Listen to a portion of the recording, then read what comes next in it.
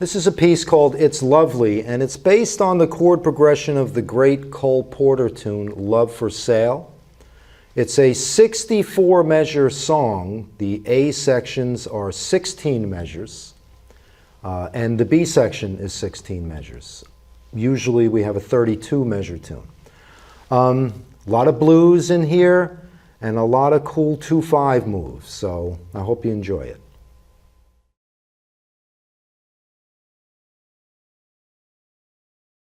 A 1, a 2, a 1, 2.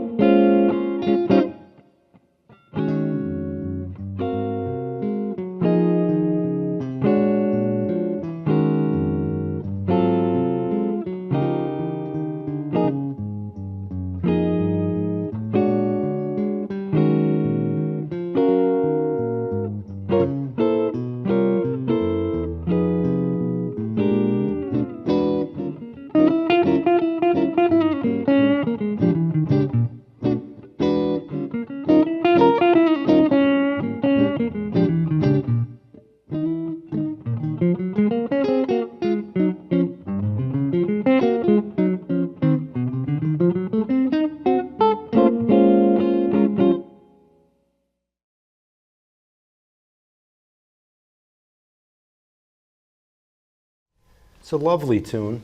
It is a lovely tune. Lovely comping. It's, well, yeah, it's a fun little groove, right? Because it's all about that. It's called the second line groove. Second line groove. From New Orleans. Ah. It's kind of, to me, I think it's the root of swing, that groove, right? Ah. It's If like you, the Charleston rhythm? Yeah, I guess some people call it that. It's just ba, or is it ba, Well, see, I think they kind of mix them up. Yeah. Yes. I mean, I really heard that when I heard that drummer Idris Muhammad. Mm-hmm. His you could really hear the second line there. It was just, that's why I think when one time I was just watching him and I was like, oh, that's what that is. Uh-huh. That's why it swings so hard. Right. Because it's not on the beat. Again, we're talking about like stuff that's on the beat. Right. And this is pulling against the beat, and that's what makes it fun. So you came up with the idea of us doing it second line. What were you?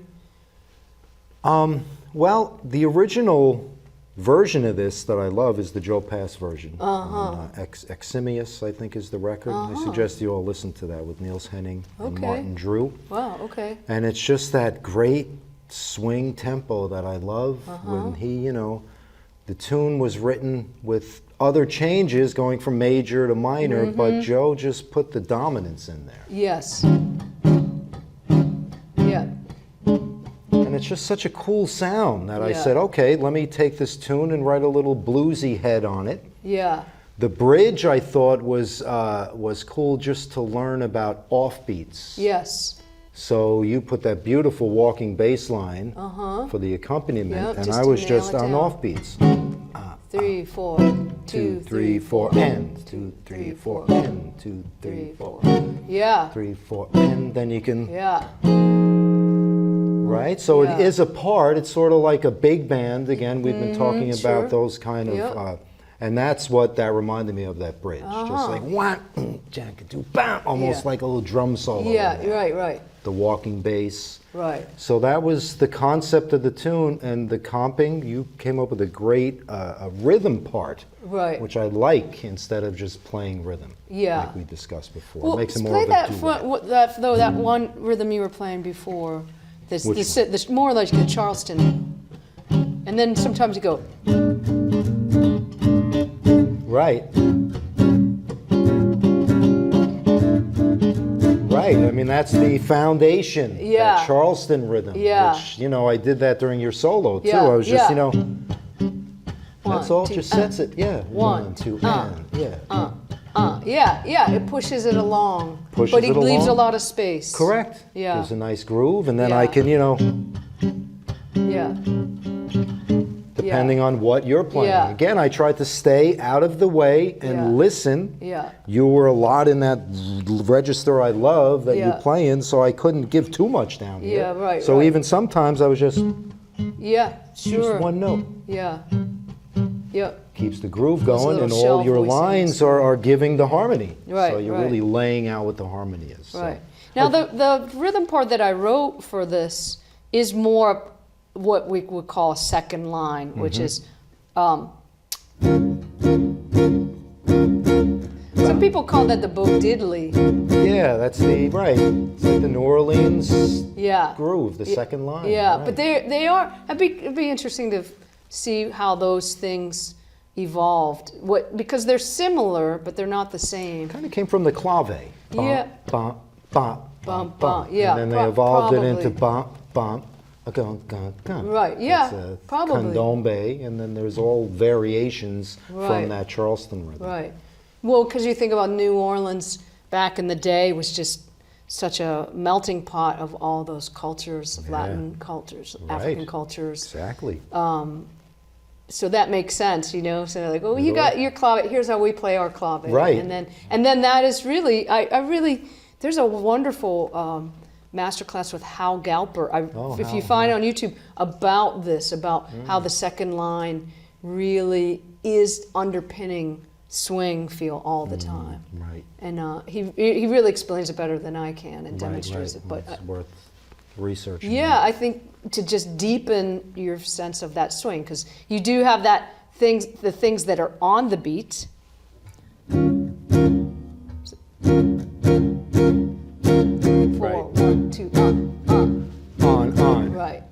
that are off the beat. So again, it's always a thing, like if the things that are on the beat are solid, the things that are on the offbeat will also groove. Right. So it's a tricky thing. Also, the tempo is a nice tempo to just, but to not rush it and not drag it. Right. I felt like I had to rein myself in because I was getting so excited with the blues and the groove that it's easy to rush the tempo. It is. But I think that's the thing between both of us, because I think we can sense, we trust the other one to pull back. Because I felt that too, because I was like, I want to just, and then I felt you just kind of go, no, we're here. Right. So that's cool. And not in a way that was bossy or overpowering. I was like, no, here, hey Sheryl, come back here. Right, I felt the same with you. So it's yeah, and that, the time fluctuates. It's never going to be perfect. No. We're not machines. Nope. We can play with metronomes, but when it's without metronome, it's going to fluctuate. Yeah. And that's what I love. It's like classical music, the swells, the difference in tempos. Yeah. But it's nice to keep around the same tempo. Yes, absolutely. So you don't end up at 200 beats a minute when you start at 150. Yeah. So. Cool. Yeah, nice stuff.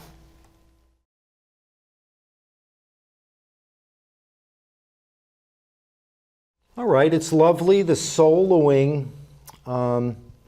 First of all, I think the melody is kind of like a solo. And I was sort of thinking of, writing a bluesy line. I love this. It's just such a classic guitar. Yes. Yeah.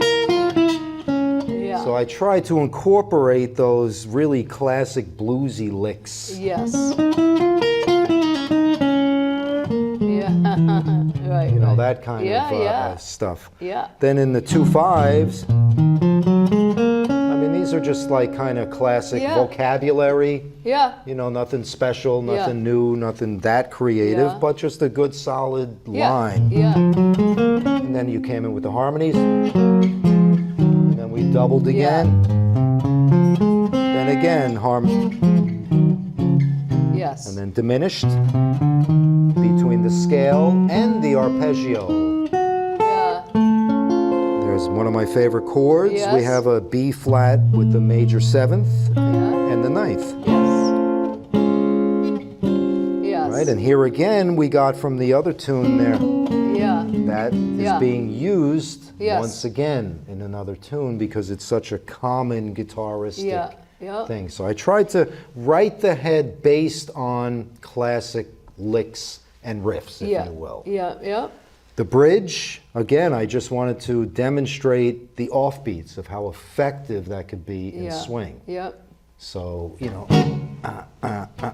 and any inversions you use are fine. You can come up with, great way to explore your different inversions. Try it up here, try it down here, try it in the middle, go from here to here. I think that would be fun for folks if they play along, is you don't have to play exactly what Frank played and maybe get a little crunch in it. Exactly. I did it different both times too, just to try to demonstrate that, because it's fun when you're doing the bass line to kind of, exactly. It's your solo, if you will, when you're doing those offbeats. Yeah, totally. Yeah, well, this obviously, and that groove just has so many blues connotations. Yes. So you can either really play blues over that whole thing and it's going to be great, or you can get in and play the changes. And I think that's a nice thing, is you can build back and forth between that. And also, I think there's a lot of flexibility in the harmony. For instance, that 2/5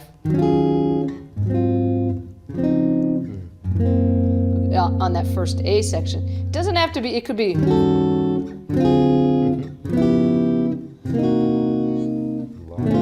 Absolutely. Right? It doesn't have to be so, mark the lines and stick in them. Right, you did something really nice where you were, you did some you could put the sub 2/5. That was, you did some line in there that outlined that. It was gorgeous. And what was that? I think one time I just bypassed the D flat, the 1, and went to set up the. Now, this little thing, this D flat to D, this is my, Another trick? Maybe I You have 3 tricks. Maybe I have 3 tricks. But this is such a common thing. That in this case, it's D flat, major 7 going to G flat 7. The voice leading to this, in terms of the arpeggio, would be D flat major 7. Then on the G flat, D flat minor major 7. Absolutely. And you could use that as a chord voicing too. This little thing is a harmonic situation that comes up literally thousands of times. Thousands, yep. All my students, I have them look and find places where you can discover it. I mean, it's in Giant Steps even. It's in Stella by Starlight. It's in this song. It's Just in a rhythm about change. every It's song you in can Bolivia. think of, right? It's, Yeah. Yeah, it's such a common, there'll never be another you. It's all over that. So I would always think, if you figure out cool, also with voicings, you know, if you had a D major 7, and then just flat the 3rd, you know, that's a kind of maybe a crunchier little voicing, but any of these that you want, you know, and then in a bass, just playing that's a beautiful voicing. It's really just major to minor. It's major to minor, right? So I think that's a cool little thing to. Yeah, that's Joe Pass right there. Yeah. That's right there. Yeah, Sounds exactly. Like Joe Just 101. the simplest. Something, and it's like $1 million sound to me. Right, you know, it's yeah. like, wow, it's very exotic sounding, but it's very simple. Your process of how.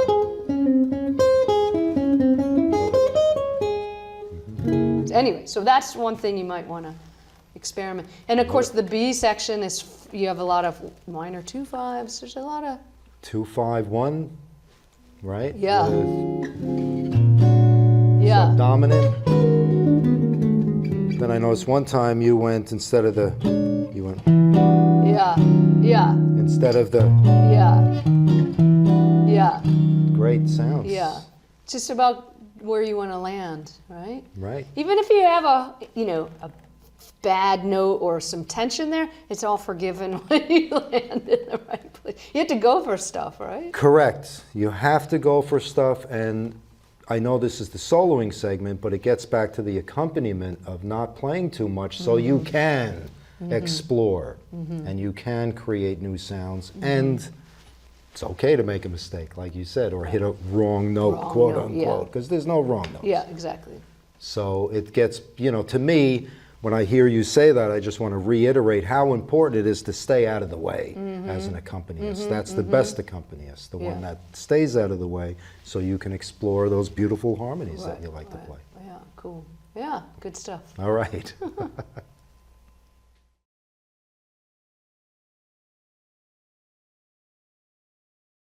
The arrangement of this tune, it is a 64 measure song, Wow. right? Love for Sale. It's got 16 measure sections. Is that correct? Yeah.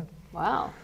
It's a long tune. It's a long tune. It's a great song to learn the correct melody for Love for Sale. It's a Cole Porter. Cole Porter, another Again, Cole Porter. he was always interesting with song forms. Forms and progressions. Yeah. Wow. Yeah.